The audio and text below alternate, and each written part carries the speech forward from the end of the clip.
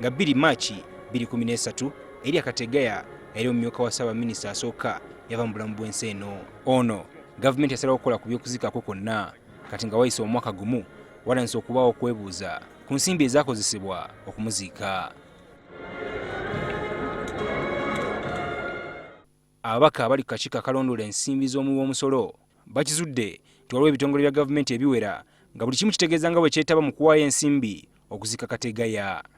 Abakungu okuva mu Minisitule ya East Africa begasse ku lukalala luno bwe bategeeza akakiiko olunaku lwa leero nga nabo bwe bakozesa obukadde 100 mu kuziika omugezi Kategaya. Buli Minisitule ya gavumenti egamba nti yakolesa ssente essuka miliyoni 10 n'okusoba okuva mu kuziika omugezi Kategaya. Basobola okutugamba nti basasulanga n'alawensi abantu abava nga minisitule ogenda okukola mu nsonga eyo. So twagala batubulire bajeti yaabwe yali yenkana etya era ssente mmeka ze baawaayo kwa buli muntu ajja ayogera bw'ati ate nga mandate eri under office of the president ogamba nti ebadde state burial. Bano nga bakulembeddwamu omuwandiisi w'enkalakkalira bategeezezza akakiiko nti ezimu ku nsimbi zino zaakozesebwa okusasula ensako y'abagenda okuziika. Entambula yaabwe sako n'okugula ebimuli ebyateekebwa ku mugenzi. Bagamba ne medical expenditure baziketaringa.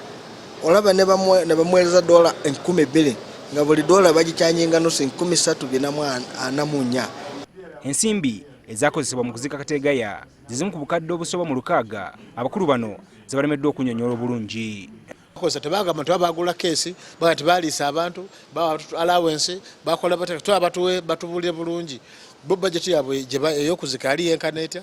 Olwabako obutaba mativu na kuddamu kwe basabye akubira ababalirizi b'ebitabo ba minisitule eno kyokka gikutte naye yeeyisiza mu ngeri ya kiguumaaza. Who are you? Are you the internal auditor? You are a receptionist? Yes. So where do you